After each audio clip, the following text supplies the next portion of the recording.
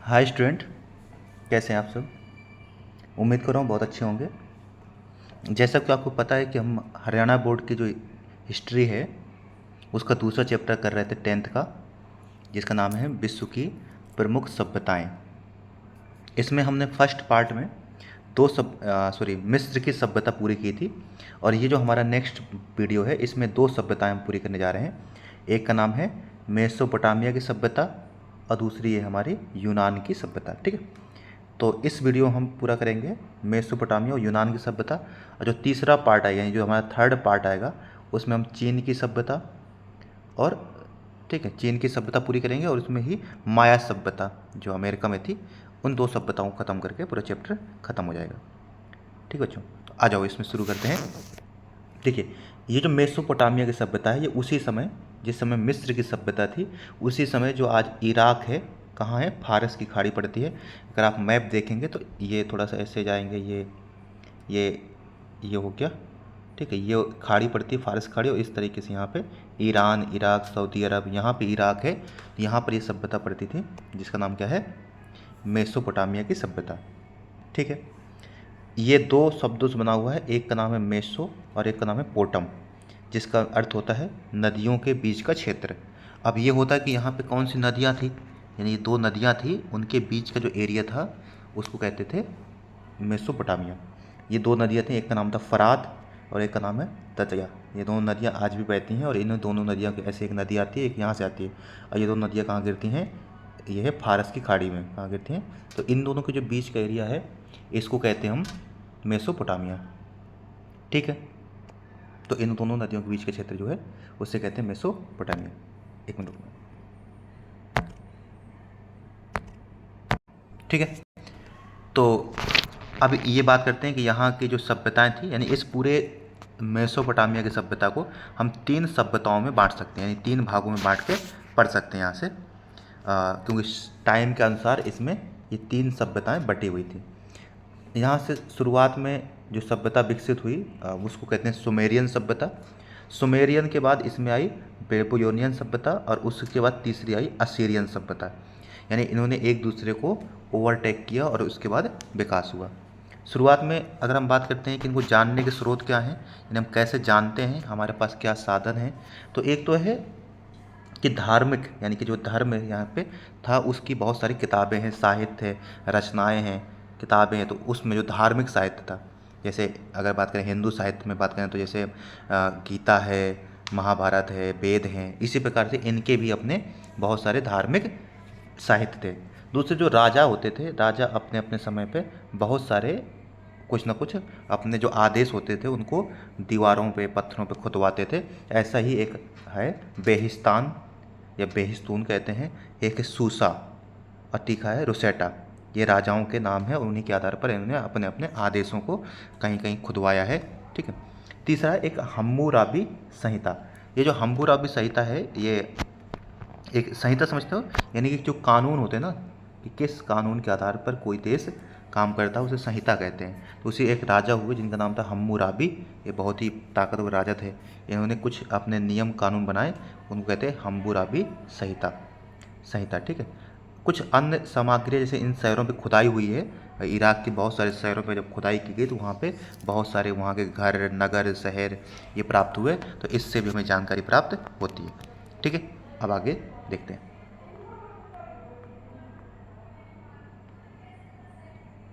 जैसे कि बताया मैंने कि तीन सभ्यताएं थी यहाँ पे, एक का नाम है सुमेरियन सभ्यता, एक का नाम है बेबीलोनियन सभ्यता और एक का नाम है असीरियन सभ्यता। अगर हम इन तीनों को एक साथ कंपेयर करके पढ़ें तो सुमेरियन सभ्यता जो थी वो 4500 BC के आसपास थी।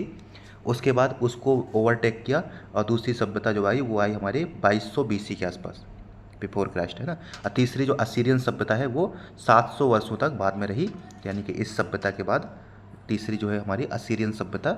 ठीक है, जो सुमेरियन सभ्यता थी इसमें जो जिन राजाओं ने शासन किया उनका नाम था सुमेर। तो इसी वजह से इनके सुमेर के नाम पर ही, सुमेर एक जाति होती थी, सुमेरियन जाति, उसी के नाम पर यहाँ पर इन्होंने क्या किया, आक्रमण किया था सुमेरियन ने इस जगह पर।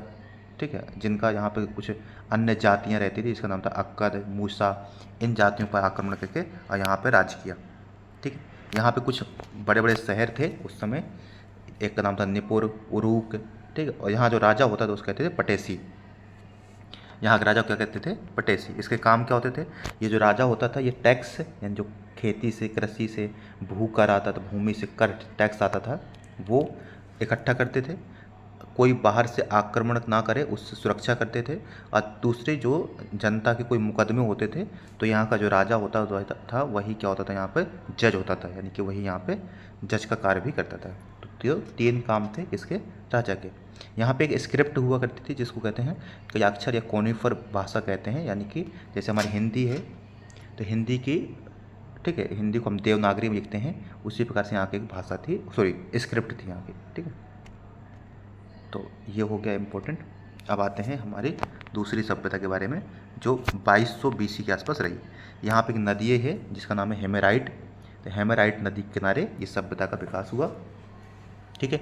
यहाँ के जो राजा थे जिसका नाम था हम्मुराबी, मैं बताया था हम्मुराबी ने ही एक कानून की किताब बनाई थी, यानी संविधान कह सकते हैं उसको, जिसका नाम था हम्मुराबी संहिता, ठीक है। यहाँ की जो राजधानी थी उसका नाम था बेबिलोन, ठीक है। और यहाँ के जो राजा होते थे उनके प्रमुख राजा हुए जैसे अम्बी जादूगा, नेमुन चंडेनर और गंदास केसाइट, ये यहाँ के राजा थे। यहाँ की जो जाति थी, ठीक है, उसको बाद में हटा करके यहाँ की जो तीसरी जाति थी उसको कहते हैं सेमेटिक जातियों ने यहाँ के राजाओं को हराया और वहाँ पर एक नई सभ्यता का विकास किया जिसका नाम है असीरियन सभ्यता, ठीक है। तो ये असीरियन सभ्यता याद रखेंगे, ठीक है। यहाँ का जो राजा होता था वही हेड होता था किसका? सेना का।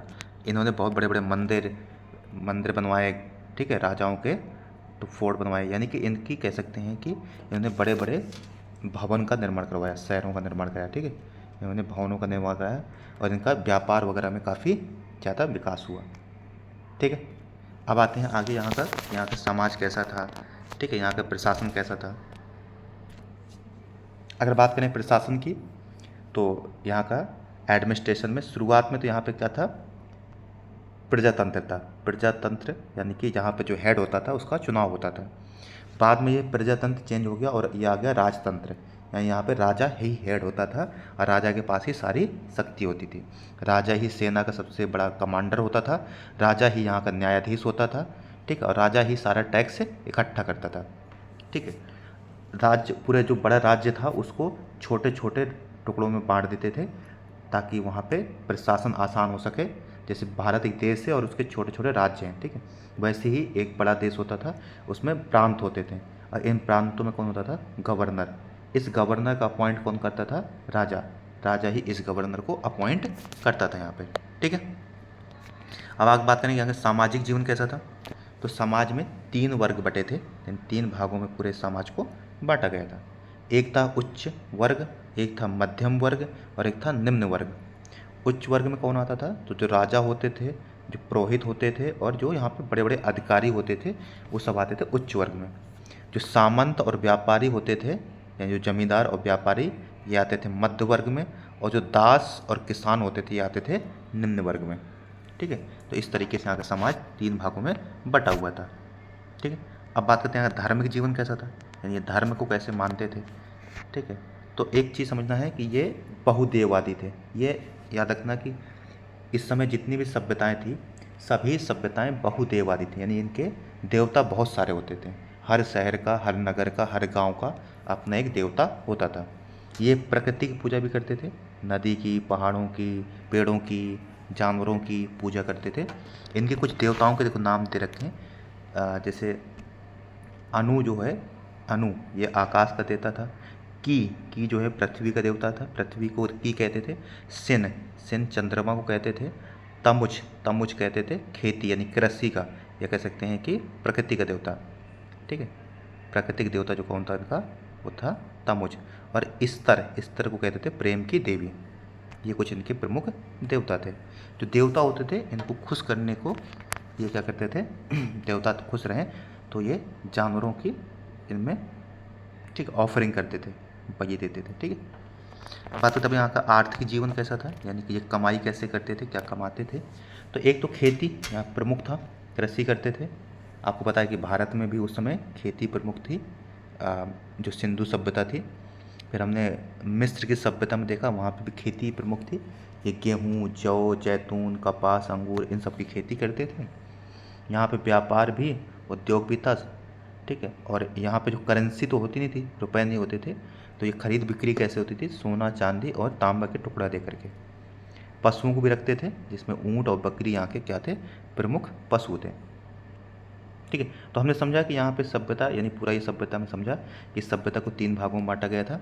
यहाँ पे समाज 3 वर्गों में बटा था, उच्च, निम्न और मध्यम वर्ग।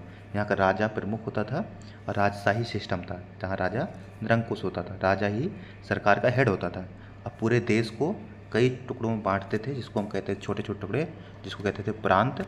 और हर प्रांत का एक होता था हेड, जिसको कहते थे गवर्नर। उसका अपॉइंटमेंट कौन करता था? राजा। अब आते हैं दूसरी सभ्यता के बारे में। ये है हमारी यूनान की सभ्यता। यूनान, जिसको इजिप्ट कहते हैं आज, सॉरी यूनान एक ग्रीक कहते हैं इसको, क्या कहते हैं इसको? ग्रीक, ठीक है। तो ये ग्रीक जो है कहाँ है? आज जो यूरोप है, यूरोप प्रायद्वीप पे जो है, वहाँ पर क्या है? ये हमारा यूनान है। इसका समय अगर बात करें तो 1200 BC से शुरू होती है और ये 200 BC तक रहता है। तो थोड़ा समय देखिए इसका, 1200 BC से 200 BC तक, ठीक है। अगर हम ये बात करें कि ये जो पूरा यूनान है, ये एक टापू में बसा हुआ है। ऐसे देखेंगे ये कुछ ऐसे समुद्र है, इस समुद्र में बहुत सारे टापू में बसे हुए हैं। इन टापुओं के कुछ नाम थे, जिसका नाम है क्रीट, ट्रॉय, साइप्रस, एथेंस और मैसिडोन। ये उस समय के छोटे छोटे टापू थे जहाँ पर राज्य होता था। इस पूरी सभी टापुओं को एक साथ जोड़ के कहते थे यूनान, ठीक है। तो पूरी टापू को जोड़कर एक साथ इसको क्या कहते थे? यूनान, ठीक है। अब आइए आगे बात देखते हैं इसके बारे में। यहाँ पर भी अगर हम इसको थोड़ा सा 3 भागों में बांट करके पढ़ सकते हैं यहाँ का इतिहास। तो यहाँ का इतिहास का देखो, 1200 से 800 BC तक का जो टाइम है, इस समय को कहते हैं अंधकार युग। अंधकार क्यों कहते हैं? क्योंकि इस समय ज़्यादा कुछ विकास हुआ नहीं और ये बहुत ही पिछड़ा एरिया था, इस समय के बारे में ज़्यादा जानकारी नहीं है। दूसरा जो समय है, जिसको कहते हैं नगर युग, यानी ये जो गांव थे छोटे छोटे, अब वो धीरे धीरे नगर बन गए। यहाँ पे आयरन की खोज हो चुकी थी। आयरन की खोज होने से धीरे धीरे जो गांव थे वो नगर बस गए, जैसे भारत में सिंधु घाटी सभ्यता, ठीक है। तीसरा जो इसके बाद जो 800 BC से 500 BC तक नगर युग रहा है। ये जो और विकास हुआ, और इस समय एक राजा हुए जिसका नाम था सिकंदर। आपने सुना होगा सिकंदर महान के बारे में। तो सिकंदर जब हुआ, उस समय के युग को कहते हैं हेलेनिस्टिक युग कहते हैं। यह 500 से 200 BC तक रहा, ठीक है, सिकंदर के समय को। आइए थोड़ा आगे देखते हैं इनके बारे में कि इनके जानने के क्या स्रोत हैं, हमें कहाँ से जानकारी प्राप्त होती है, ठीक है। तो देखो, जो यूनानी सभ्यता है, इसको जानने के हमारे पास क्या क्या एविडेंस है, स्रोत हैं। एक तो है होमर, एक व्यक्ति थे जिनकी एक कविता है जिसको महाकाव्य कहते हैं। तो होमर की एक किताब है महाकाव्य, यानी होमर महाकाव्य। दूसरा है हेरोडोटस। हेरोडोटस की एक किताब है जिसको कहते हैं हिस्टोरिका। तो हेरोडोटस की किताब है हिस्टोरिका, उससे भी जानकारी प्राप्त होती है। तीसरा, यहाँ पे बहुत सारी खुदाई हुई है, जैसे मैंने कहा था ना कि पीछे खुदाई देखी थी हमने, ठीक है। यहाँ पे भी शहरों की खुदाई हुई जहाँ से बहुत सारी सामग्री प्राप्त हुई है, उससे भी जानकारी प्राप्त होती है। दूसरा, अरस्तु और प्लेटो, उस समय के ये दार्शनिक थे, इन्होंने भी बहुत सारी किताबें हैं, इनकी किताबों से भी यहाँ के बारे में हमें जानकारी प्राप्त होती है, ठीक है। अब देखते हैं यहाँ का राजनीतिक जीवन कैसा था। तो जैसे पीछे हमने देखा था कि सभ्यता में मेसोपोटामिया में, वहाँ पे भी राजशाही था और यहाँ पे भी राजा ही होता था हेड। राजा को ईश्वर के समान माना जाता था। यहाँ पे शुरुआत में तो प्रजातंत्र था, परंतु बाद में राजतंत्र ही रहा। राजा को एक मंत्री परिषद होती थी, राजा को जो सजेशन देती थी कि क्या करना चाहिए क्या नहीं करना चाहिए, देखिए मंत्री परिषद भी होती थी, ठीक है। दूसरा, जो आम जनता होती थी उनकी भी एक आम सभा होती थी, जिसको कहते थे एगोरा, क्या कहते थे इसको? एगोरा कहते थे, ठीक है। अब जो सिकंदर था, मैंने कहा सिकंदर के समय ये काफ़ी अपने उसमें पहुंच चुका था। सिकंदर ने अपने फादर यानी अपने पिता की हत्या करके यहाँ का राजा बन गया था, ठीक है। मकदूनिया को ही मैसेडोनिया कहते हैं।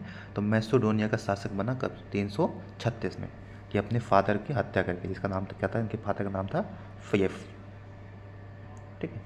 इसकी हत्या करके ये यहाँ का राजा बन गया, ठीक है। इसके समय पूरे में उसमें यूनान में 1500 नगर होते थे और इन नगरों में 3 प्रकार की जनता रहती थी। एक जनता वो थी जो स्वतंत्र नागरिक थी, किसी बात की टेंशन नहीं थी, किसी का, ठीक है, अंडर में नहीं होती थी। दूसरे होते थे व्यापार विदेशी नागरिक जो दूसरे देशों से आके बसे थे, और तीसरे होते थे दास जो किसी के अंडर में रह के काम करते थे, ठीक है। जो स्वतंत्र नागरिक थे इनको ज़्यादा अधिकार प्राप्त थे, ठीक है। अब आते हैं यहाँ का समाज कैसा था।